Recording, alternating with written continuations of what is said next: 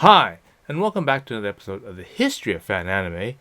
I'm your host, William Chow, and in today's episode, I'm going to get another reaction video about AMVs. Okay, so I was basically, doing the browsing through various different videos and that kind of stuff, and seeing, different topics out there. And one of the things I ran across was a video talking about the history of the AMV.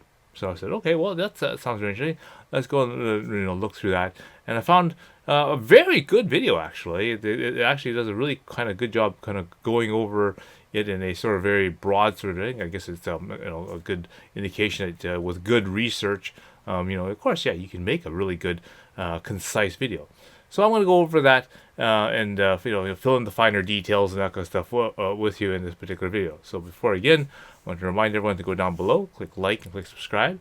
Definitely, by hitting that like, definitely does help out the YouTube algorithm because they really pay attention to that kind of thing. And again, also, if you want to also support me financially, I do also have active the Super Thanks button, as well as links to the PayPal and Patreon. I also have a large base of episodes that I'm now creating for all the donators and subscribers to the channel. These are all basically episodes of things that I just can't talk about and I can't, do on YouTube because of either copyright or it's against TOS or whatever it happens to be. I'm not able to present this material to you because again, they'll either copyright strike it, they'll block it, they'll do something like that. So I've decided to take all that kind of stuff and put it on a totally different platform so that I can make it available and not affect any of that kind of stuff, right? I'm also first I've added also the first batch of clips and that kind of stuff into there, so that's part of the next batch of 5 episodes that I'm having to the subscribers. So again, that's getting ready for you guys there. So again, if you want to check that out, I have lists and that of the various different episodes and different topics in the link below. So again, you can see what you might be missing and might want to subscribe to get into. Okay, so today's episode is going to be about the AMVs, and as I said, I was basically looking online and I saw this video says titled "The Long History of the AMV." It's 40 years old apparently, and so I thought, I've never really thought about how old an AMV is, and the fact that I've made a bunch of AMVs and had other people, put a pitch in and make them AMVs themselves. Like I remember, telling people, hey, this is a kind of cool thing we're doing. Why don't you try to make one, or why don't you make up one? And so I've had different people that were hanging around and had access to the machines to put some of their creative thoughts into putting AMVs and whatnot. So I'm going to basically go through this AMV, take a look at some of the points that the person has made, and then sort of elaborate on them. Okay. And hopefully you'll be able to first of all look at the video yourself and get sort of familiar of what what the AMV has gone through and what has transformed it, and then sort of I'll add in my input as I saw it, and as as I see these little parts that the company probably elaborated more on as they go along. All right, so without further delay, let's get into the video. Okay, so just like the first video, I'll just skip over all the stuff that we've already covered, and then as I said, the video's made really, really well. The research on it was done, pretty concisely, and got lots of good information in it. Some pieces they glossed over, but I mean, definitely do check video number 1 to go over the first part of it, and then basically what I'll do is I'll stop it and go over and continue with any points that need to be figured out, like for example, right here.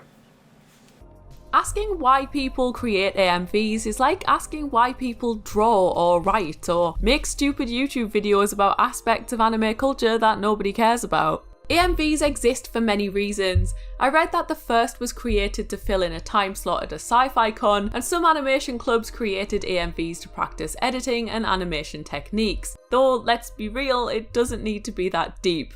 Plenty of people create AMVs just for fun. The start of the AMV was not initially the same way that most people probably started with. Initially, what I did when I had my tape collection is I made a tape which was full of a whole bunch of clips, okay? And all it was is just your basic. We take the some choice videos, right? Usually opening credits, maybe ending credits.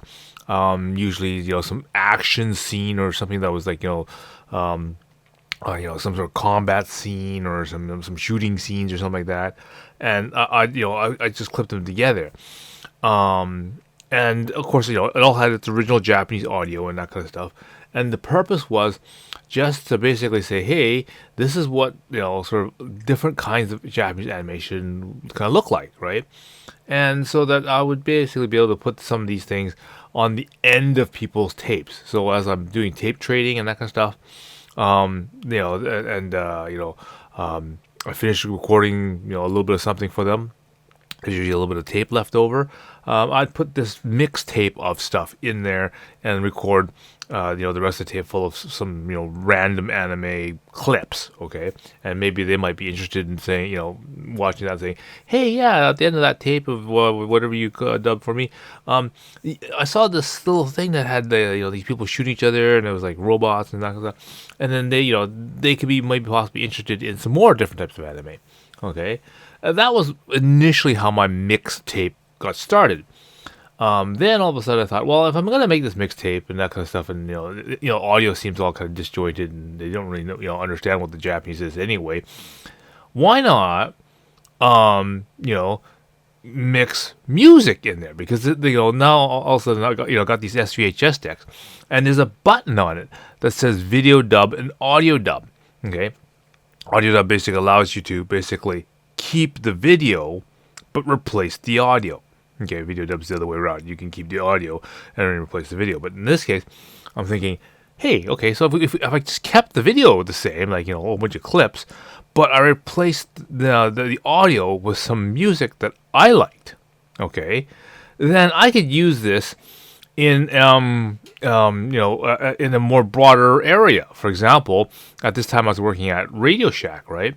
And I thought, hey, if I made a videotape that had nothing but Japanese animation clips and that kind of stuff, but put it to music that I would normally listen to, then I could basically have a tape full of stuff that music that AI liked, so I didn't have to just play music from the radio, for example, and I could then show video of anime, and then maybe somebody might be interested in watch some anime and that kind of stuff. So, so I was a little more selective about the clips I would use and that kind of stuff. Make sure it wasn't too racy or anything like that, right?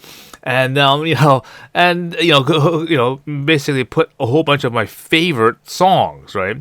And these would be all 80 songs from basically 1987-ish, all the way to to the end of the 80s there. But so a lot of those type of things would be the music I'd use, right? And initially when I first made my first AMV tape, it wasn't I didn't really care about sequencing and that kind of stuff. Just basically grab a bunch of good clips, make sure they're fairly clean clips, and then kind of put them together and make a video of that, and kind of make some interesting scenes so that maybe it'll be just eye-catching enough to grab someone's attention, right? And music that was somewhat current and somewhat popular, so that it would seem in place at a store like Radio Shack. Then later on, people would have kind of caught on to this. My friends around me kind of were really interested, and they said, "Okay, hey, yeah, this music video. I'd be interested in making one or something like that." And then this is where all these ideas sort of started coming out. So initially, you would use songs that sort of matched what the video was about. For example, I remember I took a song called "Take This Heart" by Harlequin. And since we're talking about kind of a hard love story type thing, why not take a bunch of clips of Orange Road and that kind of stuff, and kind of the back and forth between Kyosuke, Yuko, and Shikaru. Okay, so I decided, okay, let's just take a bunch of random things like that, just throw it together, and put this music on the background, and it worked. Okay, and then then slowly and surely. Things started evolving. Okay, as other people started doing, different songs and that kind of stuff. Some people, as I said, did the same idea. They thought of a sequence that makes sense for the song. For example, let's say Garth, he made a music video for Wicked City using Highway to Hell from AC/DC, right? And of course, he's referring to a scene in Wicked City where the guy's driving, down this tunnel, and all of a sudden, all the weird monsters and stuff start coming in it. So it's like basically driving through this highway of hell, right? So that line in the song really resonated with a video sequence. So he tried to basically, compile stuff in that. Again, didn't really pay attention to too many more lyrics other than that, but that was sort of, the way that it went.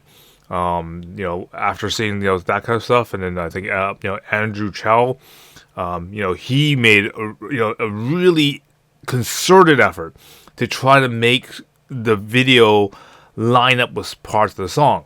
So, for example, he did Notorious from Duran Duran to the Dirty Pair, and he made sure that that little part where at the very beginning of the song, Notorious, and there's almost like a clap.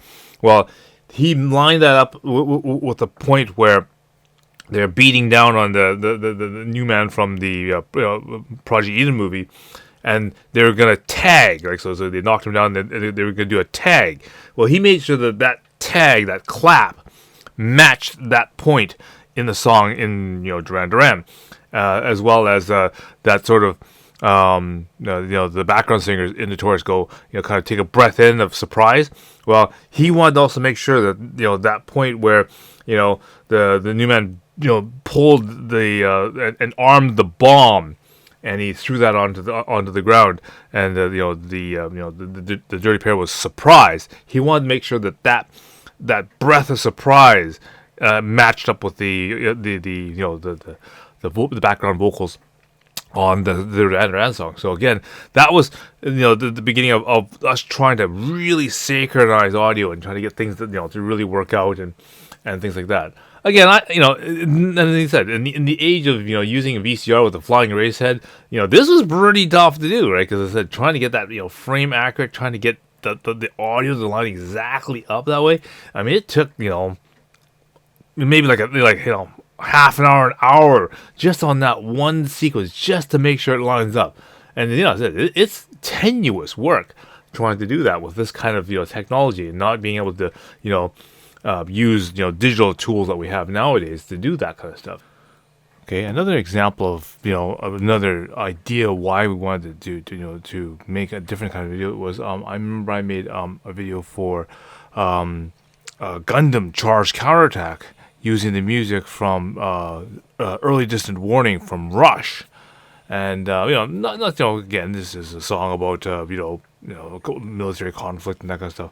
But the reason why I wanted to do this one is because what I did is then without giving spoilers, I wanted to take what happened in Gundam Charge Counterattack, rearrange the sequence of scenes and different things to make you think that a different outcome happened in the movie. So if you kind of, without me giving away the thing, something happens in the movie which they're trying to prevent from happening, but then I rearrange the sequences in the music video to make you think it actually happened.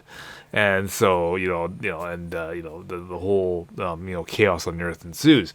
So so that's one of the tricks I did in the music video. So again, that's just sort of one of the ideas of that. Again, not because of song selection, but just because we wanted to mess around. Another really good example of just messing around with the video, just having fun with it, was I remember Richard.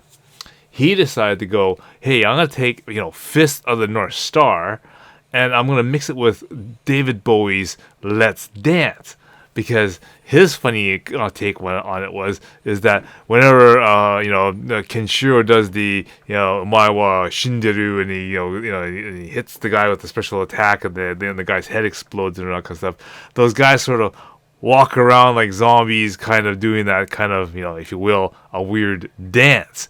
So he wanted to basically get a bunch of clips of those guys with with their the heads exploding and that kind of stuff, and then kind of watching the bodies flop around and that kind of stuff. And to the let's dance thing, right? So that was these are sort of these comical ideas that we sort of came up with when doing AMVs.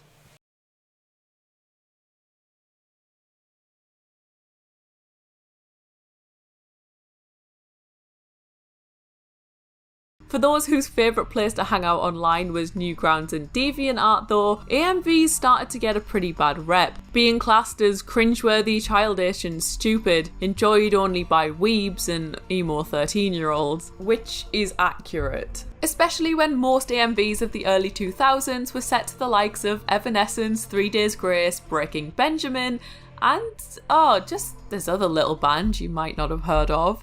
Obviously, I can't talk about AMVs without talking about Linkin Park because it's actually illegal, and I would not do well in prison. There are thousands of results for Linkin Park AMVs right here on YouTube, many of them on the topic of Naruto, Bleach, and most significantly Dragon Ball Z, something that started the first wave of what is now referred to as Linkin Ball Z videos. I'm just going to read the Urban Dictionary result for this because it's brilliant. Okay, so I grew up in the MTV generations, so I'm in the early '80s type of thing, and so basically when things switched over to the '90s, okay, especially towards the middle of the '90s, obviously the music industry has changed. I mean now these new genres are coming out like alternative rock, alternative metal. Grunge. It's just stuff that I just did not like, and I just couldn't. I mean, sure, 1 or 2 songs here and there, the odd song from obviously REM, Red Hot Chili Peppers, Jane's Addiction, and the list probably goes on. But I mean, still, I just didn't really like the vast majority of the stuff that came out. So I stopped listening to this stuff, and I basically stuck mostly to Japanese music. That's when I really got into listening to Japanese music, idol stars and that kind of stuff. And basically, at this time, this is probably when the golden era of J-pop was happening. So. It was a good time. Basically, we were transitioning from basically, one of the best eras in North American music, switching over to one of the probably the better eras of Japanese music. So, I'll stick with that. So, but understandably, from here till basically the anime crash, right, the new millennial generation and the new millennium. Things like hip hop and rap and that kind of stuff started coming in, but obviously all this other stuff started coming in as well, which again a lot of people latched onto and made AMVs too. Because again, this is also where a lot of the people now who are starting to watch anime on TV, getting to see Dragon Ball, getting to see Gundam Wing, Sailor Moon, and that kind of stuff. They're all trying to make some AMVs and that kind of stuff. Of course, what ended up happening is what is a lot of people watching? Dragon Ball. If they want to try to make an AMV, what are some of their favorite songs? Well, obviously they're picking things like Linkin Park and whatnot. So they figured, okay, well, we'll just marry the two together, and we get a lot of people making these particular videos. Somewhat unfortunately, but that's what will happen. And basically, because I mean, even if you had a person that was like, let's say, okay, hey, I like Sailor Moon instead, right? What kind of popular music in this time and day, in the millennium, probably post anime crash, could have you used, Sailor Moon to? Okay, I mean, you can argue, there are some ideas here and there, but when you consider, things like Linkin Park, would you actually put Evanescence to, Sailor Moon? I don't know. That's. If you pick the right scenes, maybe, but I don't know. That's a stretch, right? So, these things just don't flow. To me, it doesn't flow as easily. So, I mean, I can see why there's probably a lot fewer of them, and less artistic merit came into it, and more sort of musical taste came into it. Again, the same way I had interest in making AMVs at the very beginning. I just picked my favorite songs, and I just mixed them right into the random anime to it, just to make it sing. I wasn't worried about whether it's synced or whether lip syncing and that kind of stuff. I wasn't worried about transitions and fades and all that kind of crap. Just here, these are a bunch of fighting scenes. Obviously, these people picked a lot of fighting scenes for Dragon Ball. Well, why not, right? Because Dragon Ball is all fighting anyway. And then you just put it to some fast music, and there you go. You got an AMV. So. The term Linkin Park Z probably doesn't is not too far off.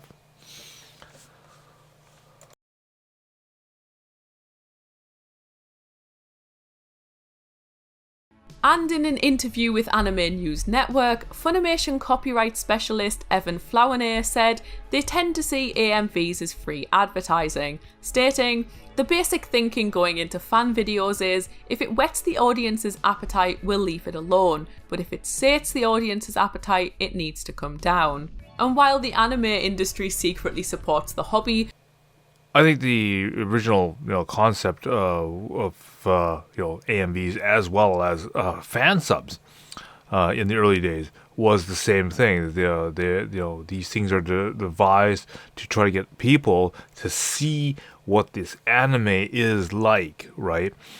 Because again, there was no other way to show what this anime is like, other than to show them on video cassettes and that kind of stuff, or to basically get people into this anime. Same thing with fan subs, right? There's no way to get this English translation onto these things except through these video cassettes and that kind of stuff. Sure, in the modern era, things have evolved. Things are now different. I don't think now, people are kind of getting introduced to new animes through AMVs as much anymore, because obviously if I wanted to know something about Attack on Titans, I just Google Attack on Titans. I don't need to actually see an AMV to know what Attack on Titans is or can be about. But simply enough, instead of just watching a trailer for Attack on Titans, sure, maybe if scenes from Attack on Titans was used in a music video or something that I particularly like the music for, well, sure, maybe I might check it out, as it were, right? And as a like kind of an alternate to actually having a trailer, right? But as long as the company sees it as a promotional, a positive promotional thing to get more people interested in their stuff, again, I think they'll turn a blind eye and not really chase you after the four penance of fair use and copyright infringement. Now, of course, I can't say that with the music industry. That's the other half of the problem. But that's another video altogether. Okay, I hope you found that kind of interesting. And again, even looking at this video, I learned a bunch of things that about AMVs that I didn't know earlier, just because I've gotten kind of out of the AMV industry, about the same time I ended up closing my store and that kind of stuff. So I kind of stepped away from that, and so now I look at what has AMVs done since then. It's good that technology is definitely helping out the creative side of doing things like AMVs and that kind of stuff. And considering how AMVs sort of was just started as a space filler, essentially. It was just something to help promote the animes. Has really turned into a totally different sort of marketing tool, a creative tool, a sort of even a practicing and learning tool. Okay. So, hopefully you find that interesting. And again, make sure you're subscribed and get into more episodes where I get into some different topics about anime and the history of that. All right? So, until next time, I will see you again.